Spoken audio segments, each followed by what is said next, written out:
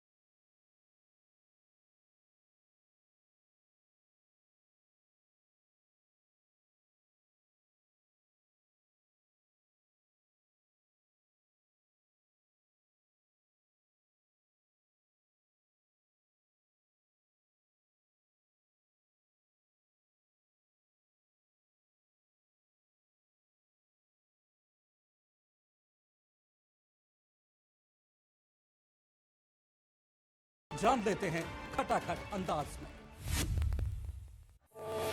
कांग्रेस के उम्मीदवारों की सूची पर बीजेपी का कटाक्ष। पूर्व गृह मंत्री अनिल विज बोले, कांग्रेस को जेल जाने वाले उम्मीदवार हैं पसंद। लंबे इंतजार के बाद आई कांग्रेस की पहली सूची। पार्टी ने उन मौजूदा विधायकों पर भी दांव लगाया जिन पर ईडी की जांच चल रही है। बीजेपी की पहली लिस्ट के बाद पार्टी में मची भगदड़ पर बोले प्रदेश अध्यक्ष मोहन लाल बडोली। कहा, किसी भी सीट पर कोई बगावत नहीं, सभी एकजुट होकर लड़ेंगे चुनाव। बीजेपी में जारी है इस्तीफों का सिलसिला। बीजेपी नेता और कालावली से पूर्व विधायक बलकौर सिंह ने पार्टी से कहा अलविदा। उनके साथ जिला पार्षद, ब्लॉक समिति अध्यक्ष समेत कई सरपंचों ने छोड़ी पार्टी। कांग्रेस में शामिल हो सकते हैं सभी नेता। शाहबाद विधानसभा से पूर्व मंत्री और बीजेपी नेता कृष्ण बेदी का टिकट कटने से समर्थक नाराज। कार्यकर्ताओं ने बैठक कर आगे की बनाई रणनीति। बीजेपी ने उनकी जगह सुभाष कलसाना को शाहबाद से बनाया है उम्मीदवार। भिवानी के तोशाम हलके में बेटी श्रुति चौधरी के प्रचार में जुटी सांसद किरण चौधरी। बोली, दोनों मां बेटी क्षेत्र में भाग भाग कर विकास का काम करेंगे।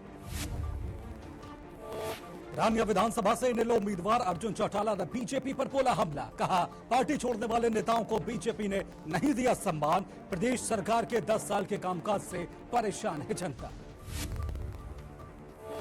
महेंद्रगढ़ में इनेलो और बसपा गठबंधन के साझा प्रत्याशी सुरेंद्र कौशिक ने भरा पर्चा।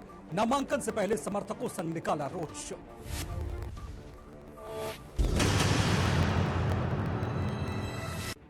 चलिए अब आपको हरियाणा की चुनावी चौपाल में ले चलते हैं। हरियाणा का वोटर अपनी पसंद की पार्टी को सिर्फ वोट ही नहीं करता, बल्कि राजनीतिक दलों के हर दांव पेच की गहरी समझ भी रखता है। तभी तो यहां हर गली नुक्कड़ में लगने वाली चुनावी चौपाल में सभी सियासी मुद्दों पर गहन विचार विमर्श होता है। बिश्नोई समाज और राजनीतिक दलों की मांग पर विचार करते हुए चुनाव आयोग ने हरियाणा विधानसभा चुनाव की तारीखों में बदलाव किया है। अब हरियाणा में वोटिंग 5 अक्टूबर और वोटों की गिनती 8 अक्टूबर को होगी। चुनाव आयोग ने यह फैसला बिश्नोई समाज के धार्मिक पर्व को ध्यान में रखते हुए लिया है। हालांकि इस पर राजनीति भी हो रही है। हरियाणा के नूह में लगी चुनावी चौपाल में इस मुद्दे पर क्या चर्चा हो रही है, देखिए हमारे संवाददाता कासिम खान की ये खास कवरेज। चुनावी चौपाल में आज हम पहुंचे हैं हरियाणा के नूह जिले की नूह विधानसभा में। नूह विधानसभा हॉट सीट है। चुनाव आयोग ने हाल ही में हरियाणा और जम्मू कश्मीर में तारीखों में थोड़ा बदलाव किया है। अब हरियाणा में 1 तारीख के बजाय 4 अक्टूबर को वोटिंग होगी और मतगणना 8 अक्टूबर को होगी। पहले 1 और 4 की तारीख निर्धारित की गई थी, लेकिन अब इसे बढ़ाकर 5 और 8 अक्टूबर कर दिया गया है। इसके लिए भारतीय जनता पार्टी ने, इंडियन नेशनल लोकदल ने, बिश्नोई समाज ने और कई अलग अलग संगठनों ने चुनाव आयोग को चिट्ठी लिखी थी और हवाला दिया था कि कई दिनों तक लगातार छुट्टियां होने की वजह से मतदान प्रतिशत हरियाणा में कम रह सकता है, लिहाजा चुनाव की तारीखों में बदलाव किया जाए। अब बदलाव हो चुका है। चुनाव आयोग ने नई तारीखों का ऐलान कर दिया है। आप इन तारीखों को कैसे देखते हैं? क्या भाजपा ने फायदा लेने के लिए किया है या फिर क्या लगता है आपको? चुनाव की तारीखें बदल चुकी हैं, बिल्कुल कटु सत्य है और काफी माथापच्ची के बाद इलेक्शन कमिश्नर ने इस पर निर्णय लिया। बात हर राजनीतिक पार्टी अपने अनुसार देखकर अपनी डिमांड रखती है। इलेक्शन कमिश्नर को जो डिमांड रखी गई थी उस पर काफी लंबी बहस चली है। कई बार ऐसा लगा था कि इलेक्शन कमिश्नर की तरफ से निर्णय आ गया है कि चुनाव की तारीखों में कोई बदलाव नहीं, लेकिन अचानक एक दिन खबर आती है इलेक्शन कमिश्नर ऑफ इंडिया की तरफ से कि चुनाव की तारीख 5 कर दी गई। जहाँ तक बिश्नोई समाज का त्योहार का मसला है, जो एक तारीख की शाम से शुरू होकर 2 तारीख तक। और मतदाता हमारे साथ मौजूद हैं। आप इसको कैसे देखते हैं? क्या जिन पार्टियों ने चिट्ठी लिखी उन्होंने अपना फायदा देखा इसमें, या ये सामान्य प्रक्रिया है? कुछ फर्क पड़ेगा इससे मतदान प्रतिशत पर? चुनाव आयोग पे जो प्रश्नचिन्ह उठाता मैं उसको इंसान नहीं मानता और ये बेकार की बातें हैं। इसने चुनाव आयोग अपने आप निर्णय लेता है जो उसको अच्छा लगता है। ये छुट्टियों की वजह से वोट परसेंट बढ़ाने के लिए अपील की गई है, ये उसने हुक्म नहीं दिया, ये अपील की गई है। अब ये तो विपक्ष वाला तो कोई अच्छा काम करे तो उसको भी अपने इसको मना लेते हैं, ऐसा कुछ नहीं है। उस छुट्टियों की वजह से वोट परसेंट बढ़े, चुनाव आयोग तो ये समझे कि 100% वोट परसेंट बढ़े, इसकी वजह से ये चेंजिंग की गई है और ये अच्छा है। हमारे साथ युवा मतदाता भी हैं, पढ़े लिखे हैं। कैसे देखते हैं चुनाव आयोग ने जो तारीखों में बदलाव किया है? 4 दिन वोटिंग की बात करें या मतगणना की बात करें, कोई फायदा लेने की सोच इसके पीछे है या सामान्य प्रक्रिया है? 4-5 दिन पढ़ने से कोई फायदा था हो, बाकी जो वोटरों की सोच पहले भी ऐसी थी, अब भी ऐसी, लेकिन ऐसा कुछ नहीं। देखो ऐसे ही चुनाव आयोग ने जो तारीखें बढ़ाई हैं उससे आपको लगता है कोई फर्क पड़ेगा, कोई बदलाव आएगा? हमें कोई फर्क पड़ता नहीं दिख रहा है। चुनाव आयोग का अपना मामला था, ये सरकार का मामला था, कोई फर्क पड़ता नहीं दिख रहा चीज। तो वो वोट प्रतिशत बढ़ेगा? हमने तो यह चीज से ना देख रहा फर्क, कहाँ वोट बढ़ेगा? 4 दिन में क्या वोट बढ़ जाएगा, क्या फर्क पड़ना है? यह चीज हरियाणा विधानसभा चुनाव के लिए चुनाव आयोग ने भले ही तारीखों में बदलाव किया हो, लेकिन मतदाताओं का मानना है कि इससे कोई खास फर्क नहीं पड़ेगा। कुछ लोग चुनाव आयोग की इस पहल का स्वागत कर रहे हैं, तो कुछ लोगों का कहना है कि इससे मतदान प्रतिशत पर कोई असर नहीं पड़ेगा। मतदाताओं की मिलीजुली प्रक्रिया इस दौरान देखने को मिल रही है। कासिम खान, टीवी 24, नूह मेवात। चुनावी चौपाल के बाद अब बात विवेचना की। इस सेगमेंट में हम विधानसभा चुनाव के किसी बड़े मुद्दे की गहन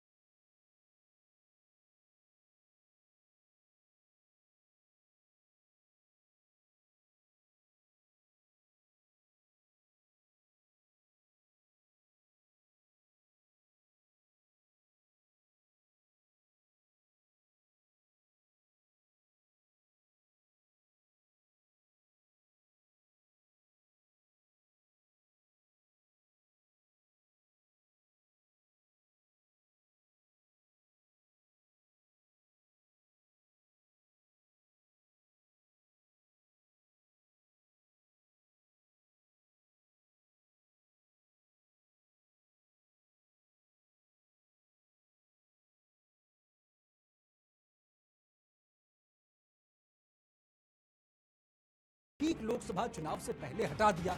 उनकी जगह नायब सिंह सैनी को सरकार की कमान सौंपी गई। बीजेपी को लगा कि सीएम बदलने से राज्य सरकार के खिलाफ चल रही एंटी इनकम्बेंसी कुछ कम होगी और चुनाव में उसे इसका फायदा मिलेगा। हालांकि लोकसभा चुनाव के नतीजे बताते हैं कि पार्टी की ये रणनीति पूरी तरह से कारगर सिद्ध नहीं हुई है। लेकिन अब सत्ता विरोधी लहर से निपटने के लिए बीजेपी ने नया मास्टर प्लान बनाया है। इस प्लान का नाम है काट छाट प्लान। ये काट छाट प्लान आखिर है क्या, आइए आपको बताते हैं। दरअसल हरियाणा विधानसभा में कुल 90 सीटें हैं, 2019 के विधानसभा चुनाव में बीजेपी ने 40 सीटों पर जीत दर्ज की थी, लेकिन इस बार एंटी इनकम्बेंसी से निपटने के लिए इनमें से लगभग 20 विधायकों के टिकटों पर कैंची चलना तय माना जा रहा है। कई दिग्गजों को भी किनारे किया जा सकता है। दूसरे दलों से आने वाले जिताऊ कैंडिडेट को तरजीह मिल सकती है। हाल ही में आए लोकसभा चुनाव के नतीजों ने बीजेपी को परेशान कर दिया। पिछली बार 10 में से 10 सीटें जीतने वाली भारतीय जनता पार्टी इस बार आधी सीटों पर सिमट गई। 2019 के लोकसभा चुनाव में कांग्रेस को 0 सीटें मिली थी, लेकिन इस बार वो 5 लोकसभा सीटें जीतने में कामयाब हो गई। 2019 में बीजेपी को जहां 58.2% वोट मिले थे, वहीं इस बार उसका वोट कम होकर 46.11% पर आ गया है। उधर कांग्रेस को पिछले चुनाव में 28.5% वोट मिले थे, लेकिन इस बार ये आंकड़ा बढ़कर 43.67% पर पहुंच गया है। ये आंकड़ा इस बात की तस्दीक करता है कि बीजेपी के लिए बड़ी कठिन है डगर पनघट, लेकिन पार्टी अपने पक्ष में माहौल बनाने के लिए हर संभव प्रयास कर रही है। हरियाणा प्रदेश में भाजपा ने सत्ता विरोधी लहर को कम करने के लिए मार्च के महीने में अपना मुख्यमंत्री बदला और मनोहर लाल जी के स्थान पर नायब सिंह सैनी को प्रदेश का मुख्यमंत्री बनाया। लेकिन उसके तुरंत बाद लोकसभा के चुनाव आ गए और लोकसभा चुनाव से लेकर अब तक का जो माहौल है उसमें नायब सैनी ने अपनी एक अलग छवि बनाने की कोशिश की। लेकिन आम मतदाता का ये मानना है कि भाजपा ने अपना सीएम बदलने में काफ़ी समय लगा दिया। अगर भाजपा को सत्ता विरोधी लहर को कम करना था तो सीएम का जो परिवर्तन किया है वो कम से कम 1 साल पहले करना चाहिए था। हालांकि नायब सिंह सैनी ने जो पूर्व मुख्यमंत्री मनोहर लाल जी के फैसले बदले हैं, उसके बाद उनकी छवि निखर कर आई है। लेकिन इसमें मुख्य बात ये है कि इसमें उनकी छवि तो ऊपर कर आई है, लेकिन उनके पास इतना समय नहीं था कि वो सत्ता विरोधी लहर को कम कर सकें। तो यहाँ पर मुख्य बात यही है कि अगर भाजपा ने निर्णय पहले लिया होता तो भाजपा को इसका काफ़ी फायदा हो सकता था। श्री नायब सिंह सैनी के सीएम बनने के बाद हरियाणा बीजेपी में बहुत बड़ा सुधार हुआ है, कार्यकर्ताओं में बहुत बड़ा जोश हुआ है। इससे लोगों में एक उम्मीद जो किसान मजदूर को थी उसको पाने के लिए लोगों में एक जिज्ञासा थी वो पैदा हुई है। अभी हमारे काम जो रुके हुए थे वो बनेंगे। इससे जो फैमिली आईडी की जो कमियां थी वो अब सुधार होने लगा है, या आधार कार्ड की जो कोई अपडेट वगैरह की दिक्कत थी वो भी सुधार होने लग रही है। इससे नायब सैनी की सरकार एक बहुत बढ़िया काम कर रही थी और आगे भी तीसरी बार भाजपा की सरकार हरियाणा में बनेगी। हरियाणा में बीजेपी सरकार पूरे बहुमत के साथ बनेगी और नायब सिंह सैनी तीसरी बार सीएम बनेंगे और हमारी 60+ सीटें आएंगी। बनने से हरियाणा सरकार में बहुत ज़्यादा बदलाव होने वाले हैं, जो बीजेपी सरकार को बहुत ज़्यादा फायदा होने वाला है। क्योंकि नायब सिंह सैनी सीएम बनने के बाद हमारे हरियाणा में जो किसानों को फायदा मिला है और जो नौकरियां हैं उसमें भी फायदा मिला है, और जो आने वाली जो भी हर फायदे के लिए नायब सिंह सैनी हर समय तैयार रहते हैं, जो हर लोगों को मिलने के लिए 24 घंटे तैयारी में रहते हैं और हर गांव में हर व्यक्ति से मिलते हैं। ये है कि नायब सिंह सैनी बनने से दोबारा हरियाणा के अंदर बीजेपी सरकार में नायब सिंह सैनी दोबारा सीएम बनेंगे। तो देखना होगा कि एंटी इनकम्बेंसी से निपटने के लिए बीजेपी अपनी रणनीतियों में कितना सफल होती है। महाअभियानों में 80 लाख से अधिक प्रकरणों के पूरे होने से जन जन की आस पूरी हुई। सभी को बधाई। और इसके बाद भी अभियान 3 चालू होगा, जिसमें बाकी कोई बच्चे होंगे तो उनको भी लाभ दिलाया जाएगा। मध्य प्रदेश सरकार सुशासन से समाधान और जन जन के चेहरे पर मुस्कान लाने के लिए प्रतिबद्ध है। Rabindranath Tagore University Bhopal NIRF ranked for 5 consecutive years. 600 से ज्यादा company types. Rabindranath Tagore University।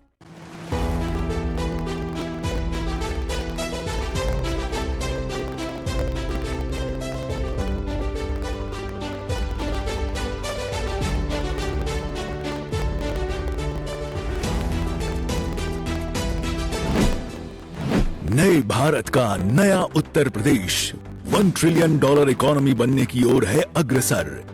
स्थानीय उत्पादों को यूपी इंटरनेशनल ट्रेड शो ने दिया है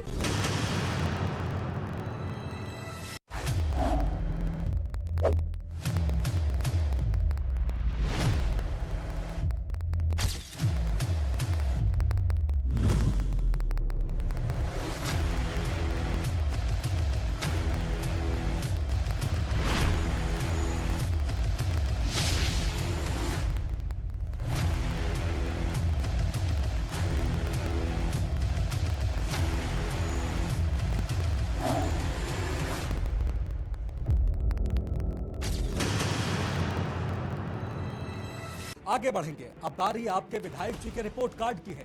इस सेगमेंट में हम आज बात करनाल जिले में आने वाली इंद्री विधानसभा की करेंगे। 2019 के विधानसभा चुनाव में यहां से बीजेपी नेता रामकुमार कश्यप की जीत हुई थी, जो इंद्री विधानसभा से मौजूदा विधायक हैं। रामकुमार कश्यप का जन्म हरियाणा के कुरुक्षेत्र में साल 1951 में हुआ। उनके पिता का नाम बनारसी दास है।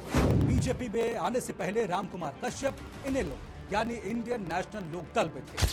इनेलो ने उन्हें राज्यसभा सांसद बनाया, लेकिन जब रामकुमार कश्यप का लगभग 1 साल का कार्यकाल बचा हुआ था, तभी वो इनेलो छोड़ बीजेपी में शामिल हो गए। बीजेपी ने उन्हें इंद्री विधानसभा से टिकट दे दिया और पिछले चुनाव में जनता के आशीर्वाद से रामकुमार कश्यप विधायक बन गए।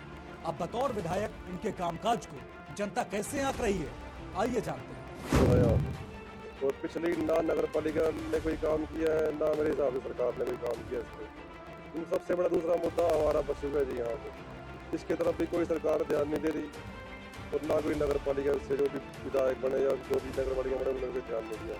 तो सबसे बड़े जो मुद्दे देखो, हमारे बच्चे जो खेलने आते हैं पार्क में या गली में भी घूमते हैं, सबसे बड़ा मुद्दा हमारा बंदरों का है और हमारा पशुओं का भी। यहाँ इसकी तरफ ध्यान देना बड़ा जरूरी है। घर में साफ सफाई का और हमारा जो पशु है या बंदर है, हमारा जो कुत्ते घूम रहे इतने सारे, लोगों को सैर करने में दिक्कत है, बच्चों को गलियों में खेलने में दिक्कत है, इनकी तरफ काम करें। बच्चों को रोजगार मिलना चाहिए और जो है ना क्राइम, एक नशा बहुत चल रहा, इस पर भी जो है ना रोक लगा तो ठीक है, बात नहीं है, लेकिन थोड़ा काम नहीं हल्के कम जो सरकार तो ठीक चल रही, बेरोजगार बच्चे बहुत हैं, बाहर भाग रहे बच्चे, वो इसी करके तो भाग रहे भाई, बेरोजगारी है यहाँ। नायब सैनी है, अच्छा है, लेकिन घोषणा कर रहा है, लेकिन कोई ऐसा काम नहीं करके दिखाया कि जो पार हो गया हो, मतलब भाई क्लियर हो गया। जैसे अब ये लेटर निकालने थे, वो उनके बारे में, कच्चे कर्मचारियों के बारे में घोषणा तो कर दी, उसी टाइम अगले दिन 4 से लगा दी, ठीक है, वो वहीं का वहीं काम रुक गया। तो उनकी खुशी तो गरीब आदमी को हेल्प करो, गरीब आदमी को कुछ रोजगार दो, कोई अच्छा काम करो तो आपको अच्छा कहेंगे। और ये घोषणा करके जैसे झूठ दुकान बोलते हैं, जैसे घोषणा कर देते हैं, आगे कोई पूरी नहीं होती, तो इसी इसमें पब्लिक तंग है। ये बात नहीं, अगर ये अपना वादा पूरा करे तो सरकार आएगी, कोई ऐसी बात नहीं। हम अपने गांव की सड़क की बात करें, कलसोरा से लेकर इंद्री तक 10 साल हो गए, आज तक सड़क नहीं। 10 साल हो गया हम इधर उधर से घूम रहे, कभी बदरपुर से, कभी बैनले से और कभी लबकरी से, गड़ी बिरबल से। 10 साल है ऐसी सारी सड़क टूटती पूरी। गाँव से चंडीगढ़ की जो बस लगती थी, बहुत पुरानी थी, बंसीलाल के टाइम से, वो बंद होगी सरकार। एक नबियाबाद वाली बस चल रही थी, बच्चों ने बड़ी समस्या थी, स्कूल के बच्चों ने खासकर, वो बंद पड़ी, आज तो कोई सुनवाई नहीं। अपना हॉस्पिटल देखो इंद्री का, हाईवे पे एक आम आदमी 1 साल में कितनी बार चलेगा, मेरे ख्याल से जागते ही नहीं। हम तो आज तक हाईवे पे चले गए, हमें तो लोकल सड़कों पे चलो और लोकल सड़कों। जी देखिए, पिछले 5 साल से हम देख रहे हैं कि हमारे जो MLA हमने बनाए थे, जो रामकुमार कश्यप जी, वो पिछले 5 साल से ही यहाँ से बिल्कुल गायब हैं, कहीं भी नज़र नहीं आ रहे हैं वो। और एक यंग नहीं है जो हर आदमी के साथ मिल सकें, तो इतना एक्सपीरियंस भी नज़र नहीं आया, क्योंकि उनको पब्लिक से कोई लेना देना नहीं। बाहरी मुद्दा एक बहुत बड़ा ग्रीन मिशन चल रहा है, अगर कोई बाहरी यहाँ पर आएगा तो उसका आगे भी विरोध किया जाएगा। तो मेरी तो यही है सभी पार्टियों से अपनी कि लोकल कैंडिडेट को मुद्दे, बेरोजगारी का मुद्दा बहुत बड़ा है, अब हर गांव से देखो 5 साल 10 साल ये 10 साल का जो बीजेपी का शासन रहा है, इससे पहले यहाँ पर लोगों को एक काम की रोजगार की एक उम्मीद थी। अब 10 साल से लगभग हर घर से बच्चा बाहर चला गया है, तो यहाँ पर काम नहीं है, तभी तो जा रहे हैं सर। तो अब काम नहीं है, बेरोजगारी बहुत ज़्यादा चरम पे है। और हॉस्पिटल अगर है तो हॉस्पिटल के अंदर डॉक्टर नहीं, अपने इंद्री में लगाता हूँ। हॉस्पिटल है तो वहाँ पर अल्ट्रासाउंड वगैरह नहीं, अल्ट्रासाउंड के लिए बाहर जाना पड़ता है, बहुत ज़्यादा पैसे लोगों को देने पड़ रहे हैं, तो गरीब आदमी इस टाइम बहुत परेशान है। देखना होगा कि इस रिपोर्ट कार्ड के आधार पर जनता इन चुनाव में किसका साथ देती है। बुलेटिन के अंत में बात आपके विधानसभा की। इस सेगमेंट में हम रोज हरियाणा के कुछ विधानसभा क्षेत्रों की चर्चा करते हैं, उनकी राजनीतिक और भौगोलिक स्थिति, साथ ही उस विधानसभा की कुछ विशेषताएं आपको बताते हैं। तो चलिए हमारी सहयोगी तनु चतुर्वेदी के पास चलते हैं और जानते हैं कि आज वो किन विधानसभाओं के बारे में बात कर रही है। शुक्रिया समर्थ। नमस्कार दर्शकों, सियासी धाकड़ कौन के सेगमेंट में आप सभी का स्वागत है। आपके साथ मैं तनु चतुर्वेदी। बुलेटिन के इस हिस्से में हम बात आपके विधानसभा की करते हैं, जिसमें आज चर्चा पंचकुला की करेंगे। पंचकुला में 2 विधानसभा क्षेत्र हैं, एक पंचकुला और दूसरी कालका। सबसे पहले बात पंचकुला की करते हैं। पंचकुला जिले की स्थापना 15 अगस्त साल 1995 को हुई। इस जिले का नाम पंचकुला यानी 5 नहरों के नाम पर रखा है। पंचकुला में पंचकुला, बरवाला, पिंजौर, कालका और रायपुर रानी शहर है। हरियाणा राज्य का एकमात्र हिल स्टेशन मोरनी भी इस जिले में आता है। हरियाणा विधानसभा की 90 सीट में से एक पंचकुला है। यहाँ पहला चुनाव साल 2009 में हुआ, जिसमें कांग्रेस के देवेंद्र कुमार बंसल की जीत हुई। दूसरा चुनाव 2014 में हुआ। इस चुनाव में यहाँ से बीजेपी के ज्ञानचंद गुप्ता विधायक बन चुके थे। तीसरे चुनाव में फिर से बीजेपी ने यहाँ से जीत दर्ज कराई और ज्ञानचंद गुप्ता लगातार दूसरी बार पंचकुला से विधायक बने रहे।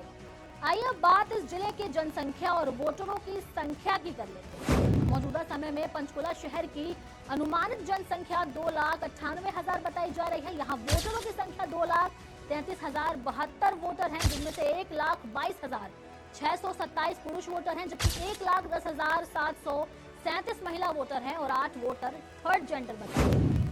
चलिए अब हम बात पंचकुला के कुछ विशेष स्थलों की कर लेते हैं। शिमला की पहाड़ियों के रास्ते में स्थित पंचकुला चंदेल के खंडहरों और मोरनी पहाड़ियों पर ट्रैकिंग के लिए प्रसिद्ध है। हरियाणा के सबसे नियोजित शहरों में से एक पंचकुला एक सैटेलाइट शहर है, जो कि चंडीगढ़ से माहौली के साथ ट्राई सिटी बनाता है। और पंचकुला में स्थित मनसा देवी मंदिर काफी प्रसिद्ध है। यहाँ रोजाना सैकड़ों की तादाद में लोग जाते हैं और ऐसी मान्यता है कि मंदिर जो है वो 210 साल पुराना है। और इसके अलावा पंचकुला के पिंजौर में मौजूदा ऐतिहासिक भीमा देवी मंदिर भी काफी प्रसिद्ध है, जो 5000 साल पुराना है। मान्यता है कि पांडव अपने निवास के दौरान करीब 1 साल तक यहाँ रुके थे और हरियाणा के पंचकुला में स्थित ऐतिहासिक भीमा देवी मंदिर को देखने देश भर से पर्यटक आते हैं।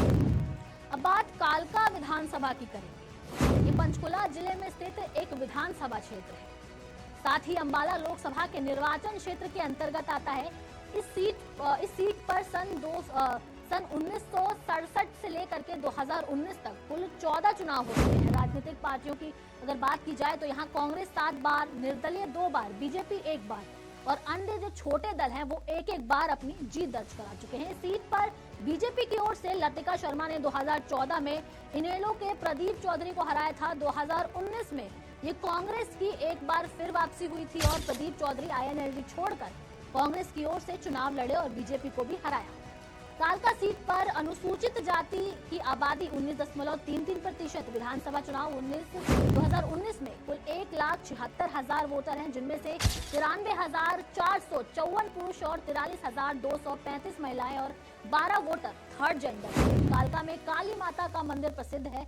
कालका की प्रसिद्ध टॉय ट्रेन के बारे में तो आप सभी लोग जानते होंगे। कालका शिमला टॉय ट्रेन हरियाणा के पंचकुला स्थित कालका रेलवे स्टेशन से जो अपनी यात्रा शुरू करती है और पर्यटकों को सुहावने सफर का एहसास कराती है। कालका एक मशहूर पर्यटन स्थल है। यहाँ का ठंडा मौसम और इवनिंग सनसेट घूमने आने वालों का मन मोह लेती है।